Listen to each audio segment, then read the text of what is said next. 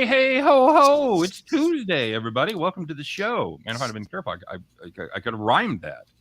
Yeah, you could have.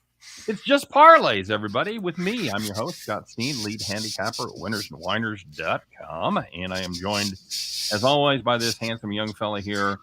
To the right on your radio dial, it is Chris King. Good to see you clarified by putting your name in, because otherwise people will be like, wow, we have a new host, me? Yes, that's right. That's right. Where do we get me from? 6 days, Chris. 6 days until this beautiful live show will be available exclusively at the Max Wagers Network on YouTube. So get yourself over there. Get subscribed. Sure, you can still subscribe to the Winners and Whiners channel. There's going to be a lot of great content there. Daily videos with picks from me and Scott and a whole bunch of new guys coming. But you want to get the live content, you want to get the network stuff, you got to get over to Max Wagers Network. That's what I'm saying. Is that why we're getting shuffled over to there? Because they're putting all the new guys on the W&W Network? Yes, that's it. Hey, it's speaking of making the big move, it's the guy that's facilitating the big move. It's Jim Williams right there in the comment section. He says this is his favorite show, makes him laugh, cry, and go through all the emotions. Plus, I learned to be a better at betting on sports. Man, thanks, Jimmy. We appreciate it. That's kind of our goal. I don't know about the cry part. Although if you've been backing a couple of my picks lately, yeah, there's some tears involved. Tears for fears. I'm two in a row, buddy. That's a big winning streak for me these days. So I totally had the Boston LA game handicapped wrong, except for the winner. Everything else I got wrong. They did not maul Syndergaard. They did not score a ton of runs, but Michael Walker was really, really good. A shutout. The rare 9 innings, no runs, 3 hits, 1 walk. So. Yeah, I was surprised the game was that low scoring, but it just goes to show you that the Angels have some serious issues right now, and if they pitch well, they don't hit, and if they hit well, they don't pitch. Other than that, they're great. Doing great. Can't win on the road, can't win at home. Maybe they can get a neutral site game against somebody. Kevin gets the big prize today. He's the first one to hit the like button. So Kevin, come on down. You're the next contestant on Scott will find something to not give you. Thanks, buddy. That's quite a setup there. James S. in the house. Come back, Jim, please. James S. Not a fan of Scott, apparently. Okay. Scott's been being heckled from the cheap seats. I'm like Nebraska. I ain't for everybody. I totally understand that. Is that Bob Devaney, Nebraska, or Tom Osborne, Nebraska, or Scott Frost, Nebraska? Dude, that's their slogan. That's their state. That's their tourist slogan. Nebraska, we're not for everybody. I swear to God. I drove through Nebraska once. It was not very exciting. Spent 3 hours in Nebraska one week. That's like I spent a month in Vermont one weekend. Very nice. Ryan Page is back from his hiatus. The Warriors let down. Yep. Ready for some baseball locks for tonight. Very good. AJ is my favorite. Morlow in the house. Great day yesterday. Yeah, cool. Tim Earl. Hey, Tim. Man, I'm glad you're here. Do you want to do the show with Scott and I with all the super regionals getting started? You want to talk a little college baseball? I thought about that about 10 minutes ago as I was getting ready for this show. We should have Tim Earl on. No. Be Happy says hi. Hey, what's up, Be Happy? Andrew says putting his 10-1 winners and Whiners record on with England plus 235. Andrew has been hot. That's absolutely correct. James says all the love. Well, all the love that's not for Jim. But Jim's a pro. You get the leftovers. I had gigantic shoes to fill. So no question about it. I love Jim. I love having him on the show too. Michael says he wants you guys daily when I don't have to work 12-hour shifts. I typically don't like to put in my picks until I hear what you guys have to say. Well, very good. This gentleman right here has made some very good picks lately. Very good picks indeed. Chris, speaking of that, how did your yesterday go? Well, Houston sucked. But like I said when we were talking last night, when we threw the Altuve prop out there for the hell of it, and you were talking about staying away from home run props, and what happened in the bottom of the first. It was a beautiful thing. I spent about 5 minutes talking about why the odds and the math didn't make sense. Of course, first at bat, boom, home run. You can just lock that in the fucking books. I spent all of yesterday's video talking about Syndergaard and his secondary stats and how bad a season he was actually having. He goes out and pitches Pretty well. Gave up one run in 5 innings. I mean, much better than I anticipated. I will wear the yoke on that one. So, yeah. With his Tim says, yeah, he'd do it. Cool, very good. With all of his non-biased ECU thoughts, very good. Houston screwed a lot of people yesterday. Unknown. Christian Javier didn't pitch well. I don't know if he was getting squeezed in the strike zone or what, but that and Houston left, to quote Harry Doyle from Major League 2, Serrano's left a small village on the base pass tonight. Brutal. Absolutely brutal. Thank you, Jim. I don't believe that for a second, but I appreciate your kind words.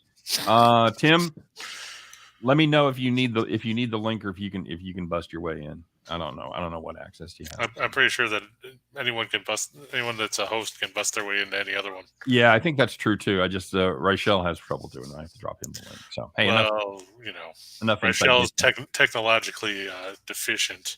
I'll tell you what the frustrating game for me was last night. It was the stupid Royals game. Because I had the 2-hour rain delay. Well, not that so much. Well, although it wasn't, the rain was weird last night. There wasn't really a sustained rain. It was just annoying enough to keep them off the field. But no, I'm talking about the fact that I had the over. So, and we talked about that, about how much of a contribution we were going to be able to get out of the Royals. And for the first part of the game, they were awful. But they spent the last 2 or 3 innings just hitting the shit out of the ball right at people. It was really frustrating. Toronto has 2 guys on base. Drives it into left field, hooks a little bit foul. They drove a couple to the warning track, to the wall. Yeah, did you watch any of that game? I saw part of it because I know it didn't start till 10:15. Something like that, yeah. But yeah, I watched part of the game. I saw Kansas City. They did nothing early, like you said. They made Stripling look like a Cy Young winner. Like he was still with the Dodgers. Yeah. But I did say to take the under in that one. Did you take the under in that one? Yeah. Oh, I thought you were on the over. Okay, well, good call. I had the over as a premium. So because, like you said, you weren't sure what to get from Kansas City. You said it could be, or Toronto could get 7 or 8, and I said, yeah, but Kansas City could put up nothing. Yeah, that's what I said. Yeah, 2 or less, a real possibility, and they should have been on about 2. The way they hit the ball, I think they hit the ball good enough to score 2 runs. Okay. Cool, Timmy. How about a quarter after? We'll see if we can get all our shit done and bust you in at quarter after. Excellent. Thanks, buddy. We're gonna talk. I did play the under on the Arkansas Oklahoma State game yesterday. I couldn't resist. It went to 18.5, Chris. I couldn't resist. Well, I mean, you saw what Oklahoma State did against Missouri State in that game. They were down 12-0, and then what was the final, like 28-15 or something like that? Yeah. We took 29-15. Yeah, 29-15. 40 full was the total. That's the only reason I remember that. Yeah, today if you're available, buddy. Lane Elliott in the house. Got the Yankees, Toronto, Atlanta -1.5. First 2 of those I like. Who's Atlanta's got Oakland. Kyle Wright against Cole Irvin. Okay. Well, Kyle Wright looks like he's back on the train a little bit. Are we supposed to officially believe Kyle Wright is really good now? I believe more in Kyle Wright than I do in Charlie Morton, Jethro Tull, or Max Fried. Do you really? Yeah, I mean, Morton's looked pretty bad. He's psycho, man. He's psycho. Oh, dude, Michael, yeah, fucking Hunter Green. I put that in our group text. I think I put Hunter fucking Green was just. Yeah, and then you said, "Are you kidding me?" or something. That's right. That's right. I said, "Are you shitting me?" Yeah, I had the over in that game too, and I think, the odds say I got bailed out, but I wouldn't have mind seeing the last 2 innings there against the bullpen to see if we could get 3 more runs. Yeah, if you asked Reichel, Reichel said that the Diamondbacks were primed for a big 8th, so blame Reichel. Well, I mean, yeah, against the Cincinnati bullpen, sure, that's a distinct possibility. So, yeah, I kind of had mixed emotions, but I always bitch when I get, because I usually have like the over and it's already gone over and you get screwed by the rain. So I finally got, quote unquote, helped by the rain, probably. As Creedence Clearwater Revival said, have you ever seen rain? I have been seeing it for the last 2 days here, man. It's like living in Colorado or Florida where everything just gears up in the afternoon. It's beautiful during the day. and it just cranks up as the sun starts to go down. So, I mean, when I was in Arizona, I always remember, you'd look outside, you'd have monsoons for about 15 minutes, and then the rain would stop, and then 10 minutes later, you had steam coming off the sidewalks. James S. says, when are you guys going to start talking about college football? I got my first game for my parlay Thursday night, West Virginia versus Penn State, taking West Virginia plus the 6. Scott and I will probably start talking about it, late July, early August. There's just, we're not probably going to go through recruiting stuff. As hockey and basketball go away and we feel some content, we'll probably start taking some preview looks at the NFL and college football as well. Now, Chris, it's going to be a little more difficult for this show because this is pretty much all about what parlays are we playing today, right? Right, but I mean, like you said, as stuff goes away, you're going to have to try and come up with ways to improvise. And, I have no problem talking about other stuff if people have questions and things like that, as long as it doesn't, cut out what we're here to do. Yeah, well, that's you've got me to keep us on track, so that's scary right there in and of itself, because I'm the king of these. Oh, look, squirrel. So don't forget to like. I did talk about making sure you get subscribed to the Max Wagers Network, which is worth saying again. Get your ass over there, hit that subscribe button. Don't miss a minute of all the exciting content. Great content like Midday Money with Sean Higgs at noon. 1 o'clock is Allie Burns giving you Morning Wood. 2 o'clock, it's these handsome fellas right here. I roll it on over to Studio B at 3 with Scott Ray Show. Sean Miller is taking a look at all the life on the pitch from around the world at 4 p.m. and at 5 p.m. It's the one and only Tamaro, along with his brother Nick and Detroit Lenny, giving you your game time decision. So get over there, check it out. Still got the great deal at Caesars going on. Tick, tick, tick. I don't know how long. Apparently, this deal's never going to go away. I'm going to stop talking. They always say you want to create a sense of urgency, and every day I say, "Man, it ain't going to last long." And then a month later, I'm still saying it. So I know the reason they still have it is they've been having a lot of success with it, and that's why they're keeping it. So if you haven't done it, get over there to Caesars. $1,100 bet. You know the drill by now. $1,100 guaranteed first bet. If you win, the money is yours to keep and spend as you delight. But if you lose, Caesars will make it good up to $1,100. There's a lot of big favorites in the MLB tonight. Just crying out for those 3-team money line parlays. It'll pay you 3-2, stuff like that. So if this is the day, get your ass over to Caesars. Make sure you use the code ATSWINCZR.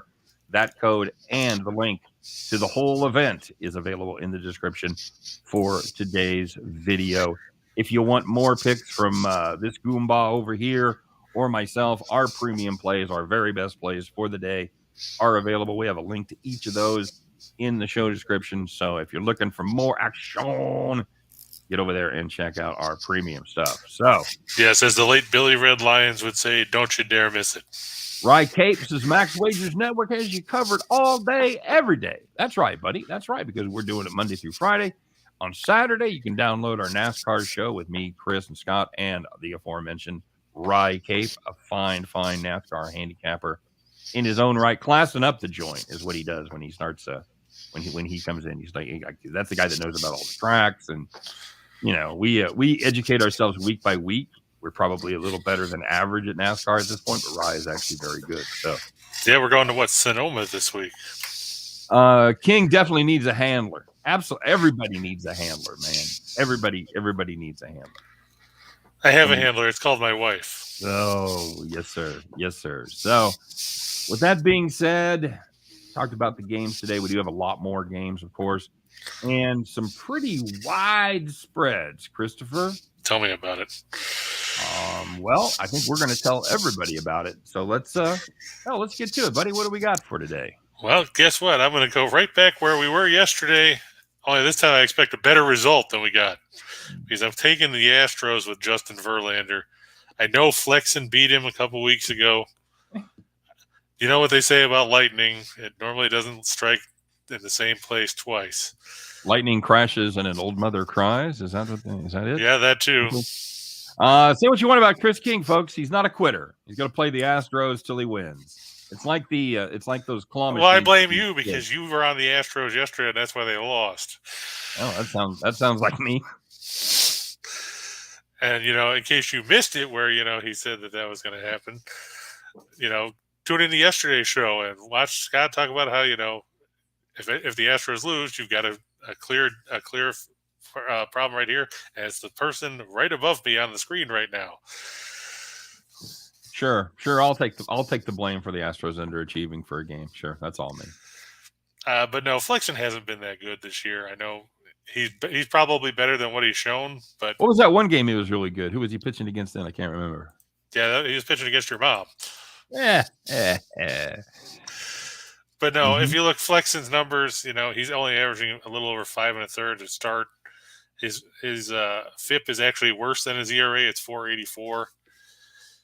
He's walking about 3 guys per 9 innings, so he's not missing a ton of bats. And Houston, for as badly as they played yesterday, I know Altuve got thrown out at the plate. They left a bunch of other guys on.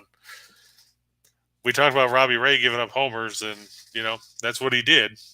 Flexen's given up 9 himself this season. Yep. In 55 1/3. While he's come off back-to-back starts where he didn't allow one, including that start against Houston on May 27th. In his 4 starts prior to that, he gave up 7 homers. Okay. He didn't look great against Baltimore, and that was a problem we talked about yesterday too, because Ray didn't look good against Baltimore either. If you don't look good against Baltimore, you probably have some issues. Not a good thing. Not a good thing. Not very good. And see, Michael said that you absolutely did say that about Houston yesterday. What did I say? That, since you were backing them, they were going to lose. So 100%. Yes. Yes, absolutely. It looked like a game where everything set up in favor of the Astros. No way they could compete. No way Seattle would have a chance. So I said, yeah, absolutely. Because I'm on them, Houston is destined to fail. But, Houston tends to bounce back from bad games like that. They're 6-1 in their last 7 after giving up at least 5 runs in their last game. They're 8-2 in their last 10 when their opponent scored 5 or more their last time out. So, wait. Let's just not gloss over it. So explain to me how that helps. In other words, what does that say about a team if they're 6-1 after allowing 5 runs or more? So does that mean their bullpen is reset? Because I think they didn't have to use as many good names yesterday, and so you're saying the bullpen is fresher because maybe the starter blew up early and they put the B squad in there. So let me see who they threw yesterday, because I watched part of it and then I just got aggravated because that's what I like to do, because you throw a lot of stats out there, and I always want to talk about why they're relevant. I want to give everybody out there watching and listening an idea about why it matters if they're 6-1 after giving up 5, because that's one of the toughest things to do as a handicapper, is separating just the white noise from the shit that matters, because especially in baseball, because you can just inundate yourself with stats. Yeah, so, the biggest name that they threw yesterday was probably Stanek, and he threw 16 pitches. Okay. And Hector Neris threw 15, but he could have gotten out of the 9th inning had he not hit a guy with 2 outs. Okay. Then, they threw Parker Mushinski for 21 pitches. He hadn't pitched, in the 4 days prior. Seth Martinez threw 18. Abreu threw 11. Those aren't guys that you look at for the guys that you're looking to shut guys down in a game. Okay. All right. And the Mariners, they tend to follow up big offensive performances by putting up duds. I mean, they're 3-13 in their last 16 after scoring 5 runs or more. That's weird. That's a stat that just doesn't seem to make sense to me. Well, there's no continuity for the Mariners. I mean, you look at that lineup with all the guys that are missing and the fact that they're hitting a collective, So what that stat really does is just show the inconsistency of this team, that they don't go on big runs, that they don't put up 42 runs in 5 games, that kind of thing. Right, and you're looking at a Mariners team coming in to today. They're hitting .236. Okay. An OBP of 319. And they're facing Verlander. We know Verlander has pitched very well this season. Okay. And, you're not facing the scrub patrol here. It's not like you're facing Oakland or the back end of the White Sox rotation. Speaking of, congratulations to Dallas Keuchel getting picked up by the Diamondbacks. Shows how desperate Arizona is for pitching. Well, my money was on the Royals, but I guess they just couldn't quite get there. I was going to go with the Mets, but flexing is like that girl that you went out with for a couple of years. Maybe you got engaged and then it got broken off, and then like you see her like 2 or 3 years later, and she's got like 6 kids, and she's just miserable. Her husband's a drunk, and that's the way I feel. Kind of guilty because Flexen was so good to us last year. We were in love with Flexen. The stars aligned. It was just a beautiful thing. But man, that dude's gotten fat and had a bunch of kids this year because he is not a profitable pitcher at all. Of course, we faded him against Verlander, and he jumped up and had his arguably his best performance of the season. Yeah, but, and if you're to your point, he only gave up 19 homers in 179 2/3 innings last year. Yeah, he's given up 9 and 55 in a third. Yeah, absolutely brutal. So here's the deal. I know there's a lot of people out there that really want to back Houston. I'm not gonna offer an opinion on this play. So I'm gonna leave the field wide open. I'm not even gonna give you a lean. Not even gonna give you nothing. So nobody fucking puts this on me when you go put back. It on yourself yesterday. Okay. I told you what was going to happen, and if you didn't back that, that's not on me. I told you if I fucking lay it out and say I like this team, and because I do, they'll probably lose. Yeah, but you liked the Blue Jays yesterday, and they won. It's the Royals, dude. There's a lot of difference between the Mariners and the Royals. The Mariners are close to a competitive team most games. The Royals are not. They are only competitive when I fade them. There you go, folks. So the Royals suck. So take the Astros here, says Chris. Speaking of the Royals sucking, that dovetails nicely into our next. I was just going to say, Chris, don't you almost have to take the money line, the run line there for any value? Yeah, you do. At 115. Okay. All right, bring it on, buddy. I can take it. The Royals suck. More rain in the area tonight, by the way. Probably hold off for the game. So we now I put up 2 money lines up there because like Scott said, there's not a ton of value on the run or on the money line. So with the run line minus 1.5 is minus 130. If you think the game's going to end up like last night, you can get plus money at minus 2.5. Scott, do you have any faith in Brad Keller? Would it be a backhanded compliment if I say I have more faith in Brad Keller than the average starter for the Royals? Sure, why not? Does that mean anything?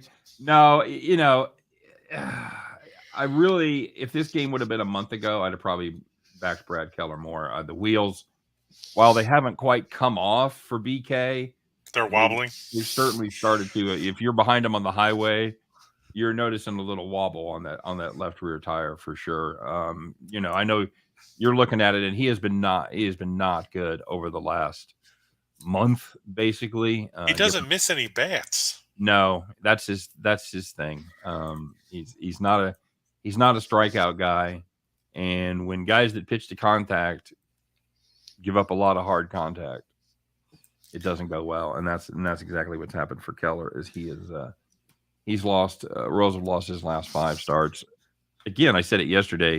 It is impossible to get behind the Royals right now. That is a team with external turmoil and internal turmoil as well. They're not playing well as a team, and there's shit going on behind the scenes. But to your point about him not being a strikeout guy, he averaged 8.1 strikeouts per 9 last year. He's down to 4.9. Well, yeah. So, I mean, what's going on? Has he lost velocity? Is he not throwing? I have to be honest. I have not done the baseball savant stat tracker deep dive into his numbers to see about spin rate and I mean, have you seen any of his outings? Because I mean, I admittedly haven't seen much of him this year. I've watched him. His velo seems to be down. I mean, not appreciably, maybe 2 or less. So a little bit of difference, but it's more. Strikeout's more about movement than anything else, and that's what I can't tell if he's not getting any movement off of his 4-seamer, if his off-speed pitches aren't biting the way they should. I don't really know. There's so many problems on this team, and I just haven't frustrated myself to do deep dives into why the Royals pitchers suck. It's enough for me to know that they suck. Oh, sorry about that. And meanwhile, he's facing a guy that doesn't suck. Alek Manoah's been on a roll. We talked about him last week against the White Sox in that game where we thought it was going to stay under the total, only for the Blue Jays to win 8-3. Manoah 6-1, an ERA of 1.98, a WHIP of Porsche 911, 10 walks, 57 strikeouts, and 63 2/3 innings. And what would you say about the Royals for their propensity to whiff? Are they a middle of the road team? No, they actually strike out less than normal. They're probably top 5 in strikeouts. But they probably lead the league in weak grounders to second. Yes, because they don't walk. They are a bizarre team. They don't strike out. They don't walk, but they hit like 220 as a team. So everything they hit is poor. That's the Royals, man. Let's see. Yeah, I see your point. Salvador Perez, 6 walks and 50 strikeouts. Yeah, no, you can't. And that's not really an outlier for Sal. He's the 50 strikeouts or the 6 walks? Yes. Okay. He's a guy. I would be surprised if he's ever had 25 walks. I think we talked about this once before. Anecdotally, maybe he's up in the 30s somewhere, and I'm surprised. But career high 4 walks for Salvador Perez. He had 28 last season. 28. There you go. All right. So color me surprised. No, we don't have to spend a lot of time on this. Manoah's been very good. He, like they say about me, Chris, he goes deep, and he's only once has he failed to complete 6 innings this season, and that was when he went 5 and still gave up just 2 earned runs against the Guardians. So you're saying Manoah is the reverse Blake Snell? Yes, he is. So speaking of, we talked about Blake Snell yesterday. He lasted just 4 innings. In a game the Mets won going away. If you've got an opportunity to bet Manoah full game, complete game, that's not a bad play, because if a guy goes 6 or 7 against normal teams, you can add an inning to that for the Royals minimum. They'll swing early in the counts. They don't take walks. They don't work counts. They very rarely put a opposing pitcher's pitch count in jeopardy. So are you saying their walks are basically by accident? Oh yeah. Benintendi will walk, Santana will walk. Yeah, Santana, I noticed, leads the team in walks. He's got 24. That's really about it. That's the only reason his on base percentage is over 200 probably. It's 291. Oh shit. Which sadly is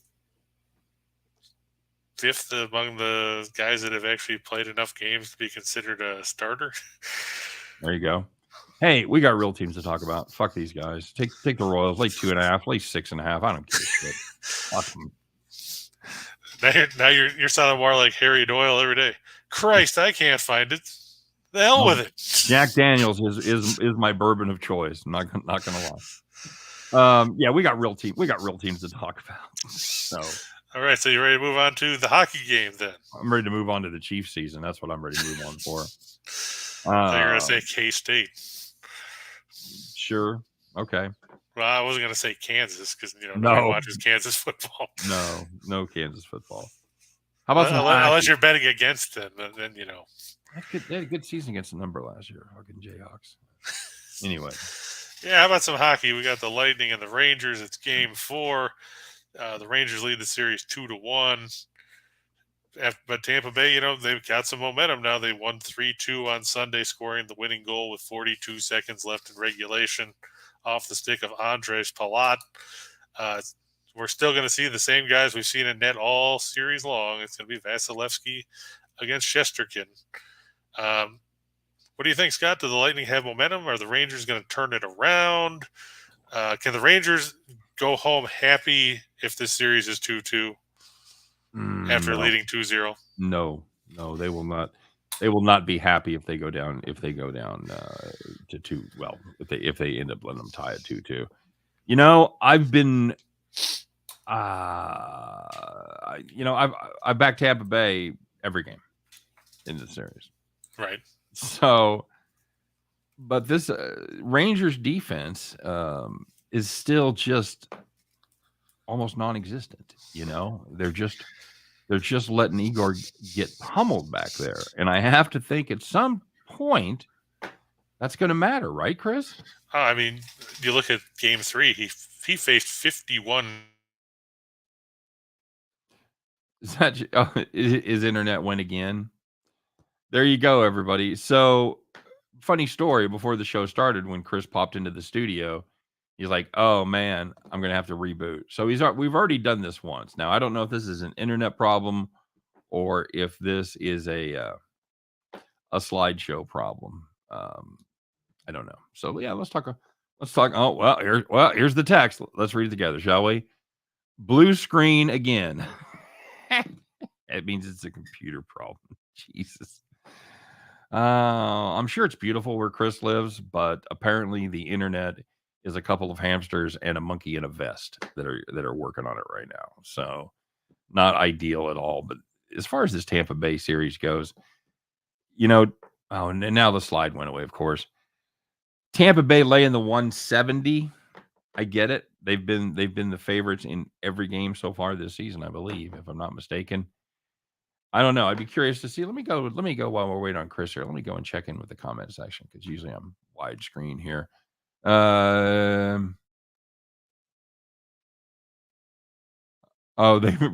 He broke his curse and you will too. Thanks, Super Sly.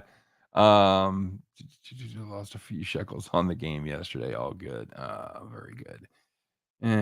League average is 240 right now. And that is, and I'm not surprised. That is it, but it's just sad, is what that is. Thanks, Andrew. Very good. There he is. He's back. You know him, you love him.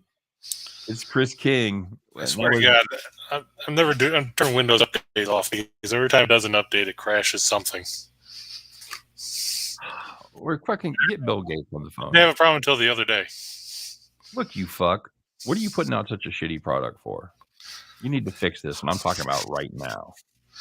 But like we were talking about before I got cut off there, yeah, Chesterkin faced 52 shots the other day. You're not going to win games consistently where your goaltender's got to make that many saves. You can't. You just can't. You've got to fucking play some defense at some point.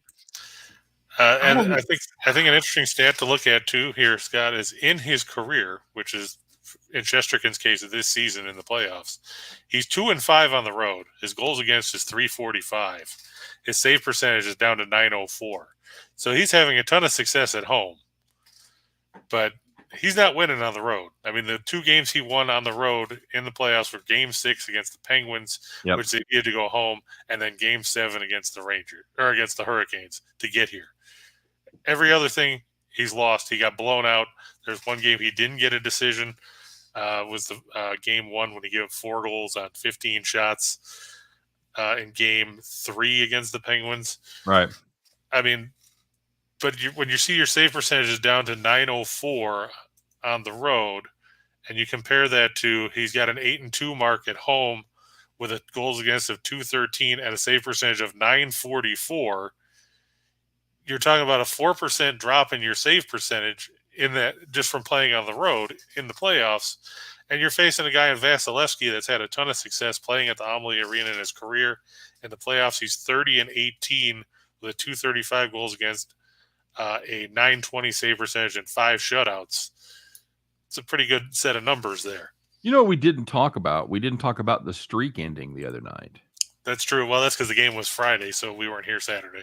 Oh, yeah. Well, yeah, good point. But I'm so tempted because it just appears that the Rangers, they're not reading any of this shit about the stats and everything. But the home and away thing and the lack of defense, I can't get away from it, Chris. I think I'm just going to hold my nose and play Lightning and Reg and be done with it. I agree. I mean, like I said, the Rangers 2-6 in their 8 playoff games on the road this season. Yep, that's exactly right. So, and Tim Earl said the Lightning in 6. So hey, Tim's on board. So if they lose, it's Tim's fault. Got to pedal fast, boys. Got to pedal fast, Timmy. You put yourself in a bit of a hole there, my friend. Andrew said the line for saves on Chesterkin is 32.5. Given what we've seen, don't you think playing the over is the safe way to go there? As Rachel and I have talked about before, I don't know about playing the over, but I definitely don't want any part of the under. So if I was going to play it, and Chesterkin's, or as we say in an hour from now, Chesterkin, he is cashed this prop every game. Been over 32.5 every game. Almost. He made 29 saves in game 2. Okay, because I know he was over in game 1 because we had him.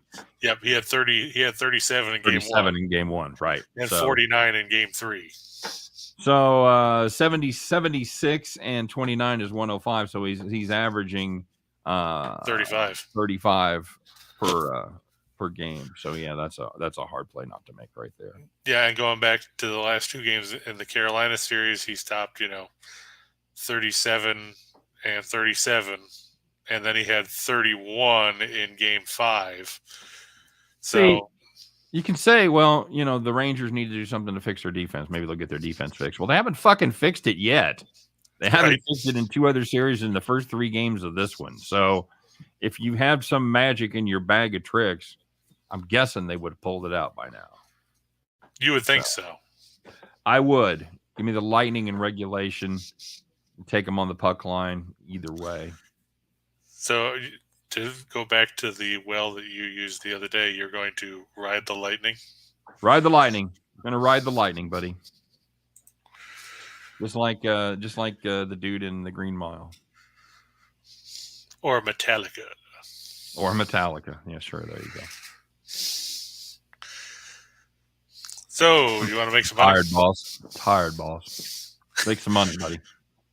You need some Jolt Cola. That's good stuff. It is. They used to make it in Rochester, which is where I went to college. So we would go to the Jolt factory on the weekends and get all the dented cans. You get a case for like 99 cents. Oh my God. Paid more for the deposit, on the cans than you did for the actual product itself. I would have so been all over that. No question. It was Red Bull and 5 Hour before those things existed. And then, for a while they made Jolt Bolt. Did you ever see that? Jolt Bolt. I've had Bolt, yeah. the Mountain Dew knockoff. No, Bolt. Like you saying. That was Volt. That was Volt, wasn't it? Yeah. Jolt Bolt had twice the caffeine of Jolt. No. The cans were like this big. It's like those little cans you get in the 8-packs now. Yeah, I don't need to fucking take my shirt off and see my heart beating. I don't fucking need to see my chest fucking. No, thank you very much. Way to take all the fun out of life. Yeah, it's me a killjoy. 2-teamers, the Jays and the Sox. Yeah, I'm going with the Sox here. Whitlock's facing our good buddy Reed Detmers. Unless they changed it again. As of this morning, it was supposed to be Detmers. But I can't back a team that's lost 12 in a row. It really does make it a little difficult.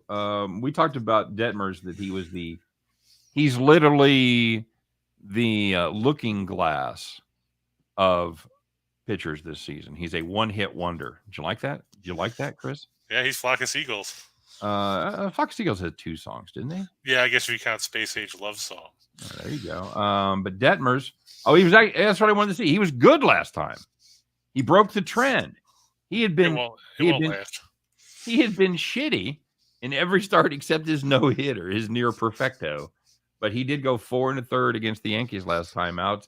No earned. But however, if you look a little deeper, 5 hits, 3 walks. So you're still giving up 8 base runners in 4 1/3. If you wanted to whip that out, as it were, and do the math, that would not be good. Yeah, so somewhere around 1.8, give or take. Yep. That's still a very bad whip right there. So you could say he might have got a little lucky. Could have been good sequencing. But yeah, I'm with you. I'm still not ready to back Detmers here. And to be fair, I put this one in because I looked at some of the other numbers. I'm like, well, I'm not going to put the Astros in there because then you're not going to make any money. Fair enough. You got to give something to sweeten that pot just a little bit, because as it is, you're paying $1.60. But if you put the Astros in there at you make like 69 cents. 240. Was it actually negative? I would have guessed it was right around. It was $100.69. 100. Oh, it was paid. I got you. It paid 169. Okay, 100.69. That's what I was going to say. I would have guessed around even money. So I thought you were saying you had to lay 100 to win 69 cents. So. Oh, no. But yeah, that's why I didn't put that in there. I didn't put the Giants over the Rockies in there because that's the same kind of number. Mm-hmm. Same thing with the Braves and the A's. I mean, I like all those teams, but you can't really mix them in there because then you don't No value. Yeah, there's no value to it. So No I had to mix value. it up a little bit. You So take note that if you wanted to play any of those teams, feel free. I just wasn't going to put them on here to go have people go, well, look, I won 12 cents. And this is just my opinion, but the run line's only paying 3.1. So for me, I don't even know if I'd fuck with it. I think I would probably just play the money line at this point. Guard against something stupid happening late. Or yeah, that's true too. Angels at home, so they get that ninth at bat, and get a couple guys on, and get it within one. And now you're screwed. So right, that's true. Okay, Yankees over the Twins. Do we finally have a pitcher for the Twins yet? It's supposed to be Cole Sands. That's what I had. That's what I had yesterday. Is it become more? That's what it was this morning. That's what it showed this morning. Excellent. And it's Jameson Tyone again, coming off another solid outing. Indeed, it his is. last start. He's been on a roll of late. Are the Yankees the best team in baseball, Chris? God, I hate to say it, but they have the best record. But are they the best team in baseball? Are they better than the? There's really only one other team you can ask about, and that's the Dodgers. The Dodgers, I can't figure out right now. Okay. The Yankees, you've gotten some consistent play. They've got a deep rotation, and I guess that's the big question with the Dodgers right now is the team you're seeing right now isn't necessarily the team you're going to see in October because they don't have Kershaw, they don't have Price, or no, the Price is there now, right? He's back in the bullpen. Yes, I believe that is correct.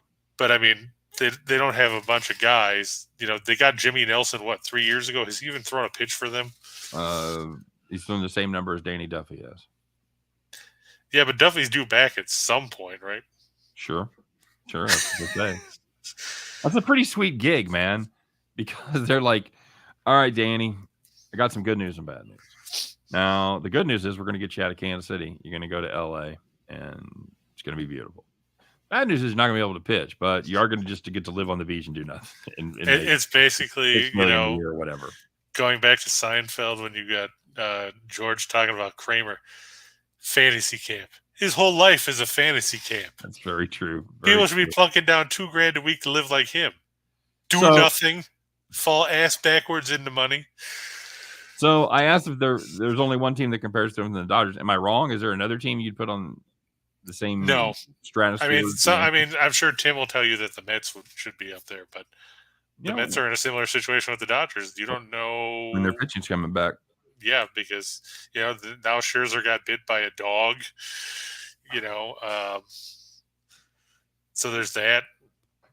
I mean, the Mets could be good. They could wilt like a head of lettuce in the sun, like they did last year down the stretch. But don't know what to expect. And we talked about the Lightning ad nauseum about the deficiencies on the defensive side. Or the New York Rangers. Can Igor stand on his head for another game?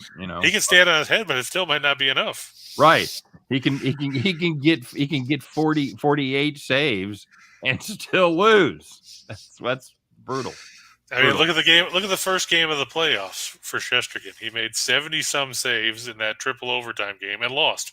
Yep. Exactly right. So there's your odds on that one. We're almost identical to the money line on the first play, 161 on 100. However, a little more value because of the hockey game there, because you've got $1.25 difference between the puck line and the money line. So you're getting a little juice there, a little 420 action on your $100. So that's your options right there with those 4 games. Very good, Chris. Let's move on, shall we? All right. I saw somebody talking about Graham Ashcraft in the comments earlier. Boy, the Reds might have stumbled onto somebody that could pitch. Now, if only he can avoid what happened to Connor Overton, who pitched well in his first 4 starts and then went on the shelf. Right. But, they're facing the Diamondbacks. Arizona's throwing Tyler Gilbert. Not impressed. Not to be confused with Logan Gilbert, because when I first saw that, I was like, "Oh, that should be a dead solid under." Wait a minute. That's not the Logan Gilbert team. That's Tyler Gilbert. Yeah, and Tyler Gilbert 0-2 with a 5.02 ERA, a 1.116 WHIP, 4 walks, 12 strikeouts. Here's the sad part, Scott. He's given up 5 homers and 14 in the 3rd innings, and you're playing in the Great American Ballpark. Not good, Bob. Not good. It's also getting to be summerish time, so I wouldn't be surprised to see the old wind blowing out there towards the river. I don't know. And Gilbert's FIP 684. Not good. Not good at He's all. giving up 3.1 homers per 9. I know it's a small sample size, but when you're giving up 3 homers per 9 innings, you got problems. See how many home starts he's made. He's only made 2 starts, and and one was at home against the Dodgers where he only gave up 1 homer. He gave up 4 in Dodger Stadium. Yeah, at Dodger Stadium, gave up 6 earned and 5 2/3. That's not good. Yeah, and 4 long balls. I'd be tempted by the total here, but again, it could be a Kansas City situation where you don't know how much contribution you're going to get out of one of these teams. Yeah, look at yesterday. I'm fine. I'm fine with the Reds here. I just total's 10. Yeah, I'm not getting involved in that. I don't blame you. I'd lean under just because I don't think the Diamondbacks are going to give us much. And Nathan just asked about Cal Quantrill for Cleveland. Guess what? There he is, right there in the second line, right there. Yeah. The game's going to start in about half an hour. The Guardians making up for last night's rainout. It's Quantrill and John Gray. Not to be confused with George Gray. Name you're familiar with, aren't you, Scott? George Gray, the host of Weakest Link. Yes. Now, is that the same guy that's now The Price is Right? Yes. On The Price is Right. Same George Gray, right? Yes, it is. He was a good dude. He was a stand-up comic. So that's what I had heard. Yep. So we talked. This was the same matchup we talked about yesterday, right? Right. Yeah. The nightcap is Hearn and Pilkington. Yeah, that's where things can get weird. But this is actually, so it's everybody. It's the nightcap will be on their scheduled day, and the other guys have just got an extra day's rest. But it's the same matchups that were scheduled. Yep. Okay. All right. So what we're going to do here is we're basically just fading John Gray. Quantrill's been good. Yeah, he's pitched well lately. But I think this is mainly a fade of John Gray for me. Yeah, and if Cleveland can score a couple of runs, it'd be nice because Quantrill doesn't necessarily get a ton of run support. That's a great price. That's like finding shit at the dollar bin at Target. That's minus 115 is a great price right there. In a day where everything is $5 gas with all these games where everything's fucking expensive, here's your cheap one right here, buddy. Here's your electric vehicle. Quantrill 6 quality starts in his last 7 outings, by the way. That's good. I hear last 3, he's allowed a total of 6 runs in 19 1/3. So he's got a 2.79 ERA in that stretch. Solid. 4 walks, 13 strikeouts in 19 1/3. He came off a win against Kansas City in his last start. Pitched well against Houston before that. Okay. Thanks for bringing something that meant something to that conversation. You beat the Royals. Woohoo! Hey, jump on this motherfucker. You take the wins where you can get them. No shit. That's no lie, and it's usually right down the end of that road, right there. Okay. I'm gonna take the Rays over the Cardinals. Jeffrey Springs over Dakota Hudson. We've talked about Hudson being another one of those guys that's trying to learn how to be a starting pitcher, and it's a steep curve. And I don't like the Cardinals on the road. I mean, they struggled to take 3 of 5 from the Cubs, and the Cubs were pitching basically everybody short of the water boy in that series because Smiley and Wade Miley both on the IL, so they were down to a bunch of guys they called up from the minors. And, some of those guys still got wins. And then Milwaukee, I look to go over, team total over 4. They're not going to be as bad as they were against San Diego over the weekend. Ranger Suarez going for the Phillies. And I don't think Philadelphia going for the Phillies. Yeah, that too. Sorry, Ryan. Sorry, buddy. And the fact that the Phillies aren't even with scoring 26 or whatever runs they scored over the weekend, they still had to win in walk-off fashion on Sunday because they blew a lead and ended up winning 9-7. Guess what? I don't care if the Brewers end up with 7 or 9 if that's the final score because they're both over 4, and that's called math, kids. There you go, buddy. It's a Brewers team that scores better at home than they do on the road. 4.8 at home versus 4.4 on the road, so you do get a little 10% bump there as far as that goes. I don't know, Chris. Every time I count on this Milwaukee offense to do something, they let me down. Well, like I said, it is Ranger Suarez going against Art Vandelay. Arch Vandelay gets the start. Ranger Suarez has been awful lately, man. He has not been good, my friend. He gave up 2 and 4 1/3 his last time out, and that was the highlight of his last couple of weeks. Yeah, 2 runs on 5 hits, 3 walks, 5 strikeouts. He hasn't gone further than 4 1/3 in any of his last 3 starts. Nope. Got hammered against the Dodgers, got hammered against Atlanta, and did okay against San Francisco in a game that they ultimately lost. He's on a 3-game losing streak. Yeah. Interesting stat for you there too, Scott. The over 6-1 in Suarez's last 7 starts. If you were looking at the total in that game. Okay. I got to be honest, buddy. Those last 2 picks, they could hit. I don't love either one of them. That means they'll probably hit because Scott's terrible. Lock it up. If you like the first 2 and you're like, wait a minute, the fat guy doesn't like these 2. Okay, I'm loading up. I'm loading up on the 4-teamer. If you were to load up on the 4-teamer, $100 would get you 879, 8.8 to 1. And on the run line, because you know what, good teams win, great teams cover. 28 to 1, Chris. 28-10 on a hundo. Oh, if you think that's big, wait till you see the number that comes up on this one. Well, ready for this? I'm ready. All right. More than 1,000 to 1. Holy shit. Holy shit. It's another Kentucky Derby superfecta there, buddy. Yeah, got a bunch of numbers in here. I'm going to take the Dodgers over the White Sox. We're talking about teams. The White Sox have just been terrible. They can't hit. And Mitch White's going for the Dodgers. Scott, your favorite Los Angeles fill-in. The only thing that's keeping the White Sox in this game is probably going to be Kopech because he's pitched pretty well. Kid's good. The question is, can the kid hold up against the Dodgers? Well, apparently it's easy to make the transition from the bullpen to the starter if you were a starter to begin with. This is true. So they drafted him as a starter, put him in the pen, and then they're like, okay, it's time. So it's time. It's Vader time. Good for Kopech. Yeah, I mean he's got some good stuff. I'm not going to take anything away from him. I just don't think the White Sox can put up enough runs. Okay. Then we've got the Padres and the Mets. I know a lot of people are excited about the Mets after yesterday's game. Here's the thing: this game's at Petco Park, and one thing, if you look at splits, Darvish 2-2 with a 5.82 ERA on the road. At home, he's 2-1. A 171 ERA, an 068 WHIP, 5 walks, 25 strikeouts, and 26 1/3. He's given up just 13 hits, and opposing hitters have a 196 on-base percentage against him there. Yep. That's Darvish has been dominant there at Petco. No question about it, buddy. Because on the surface, this would appear to be a game that I normally wouldn't want to get involved with. 2 pretty evenly matched teams playing pretty good ball right now. But with Darvish at home, that's impossible to fade.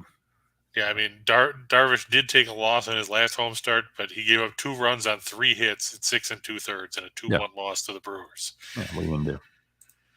There's that Brewers offense again. Yeah. I'm going to take the Tigers over the Pirates. Scooball's pitching tonight, Scott. You know who he's pitching against? Somebody terrible. The Q-Man. Oh, who? The Q-Man. I don't know who that is. Jose Quintana. Oh, I'm thinking Johnny Cueto, even though I know his name starts with a C. I'm like, I don't know, man. Who is Q? Yeah, Quintana, he's still averaging 5 innings a start. Okay. His ERA is 2.32, but his FIP is 3.16.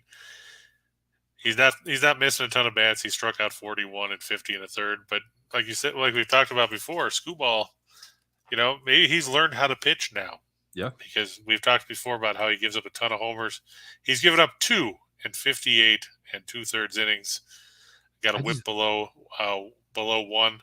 His ERA is 2.15. His FIP is 2.01. Good. It means that he has been pretty much pitching right where he should be. I still can't put Quintana on the Pirates. If you ask me like who does Quintana pitch for, I would really have to think about it. Like, oh yeah, Pirates. So. And here's one more stat for you, Scott, about Scooball. Last 5 starts, he is 3-0. His ERA is 0.84. Yep. Opposing teams hitting 157. I've been preaching about him for a long time, but we've been talking about it on the show for his last 3 starts. So hopefully you guys have been able to ride him. Yeah, he's got four scoreless outings in his last five starts. He gave 3 runs on 5 hits and 7 innings to Cleveland in a 4-3 win, May 26th. Outstanding. He's coming off 7 shutout innings against the Twins. You don't usually have to give me a reason to fade the Pirates. If you put Screwball on the mound at a decent price. Yeah, Quintana's been decent, but I'm all in on Screwball right now. Marlowe, I like the Cubs against the Orioles. I just didn't put them up here because, there's only so many spaces. And apparently, from what Scott was saying in the pre-show when we were talking about stuff, apparently Joan Adon is pitching for the Nationals. When I was looking earlier, they were still saying it was Evan Lee. If it's Adon, you definitely have to fade Washington. Got to do it. Even if it wasn't, you probably have to fade Washington anyway. Yeah. Did you say you only had so much space? So wait a minute. You give out 14. You give out 18 picks a day. You couldn't squeeze it in there. Well, no, because I like to mix in some player stuff too. I'm just fucking with you, dude. I don't care. Tell me about Keegan Thompson and the fact that he left Saturday Night Live. Apparently. Yeah, well, he's 6-0, so I mean, I guess you can leave Saturday Night Live when you pitch that well. Been good.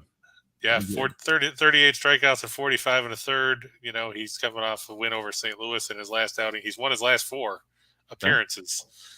Yeah. I think he'll go over 3.5 strikeouts. Baltimore, a bit of a free swinging team, as we've noticed. So you're going to fade Ranger Suarez as a pitcher, but you think he's going to get some strikeouts.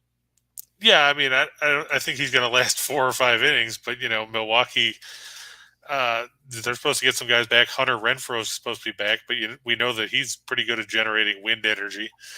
And Milwaukee's, like you said, they've had their issues at times, but the Phillies bullpen is going to be there, so I mean, it all works out. Very true.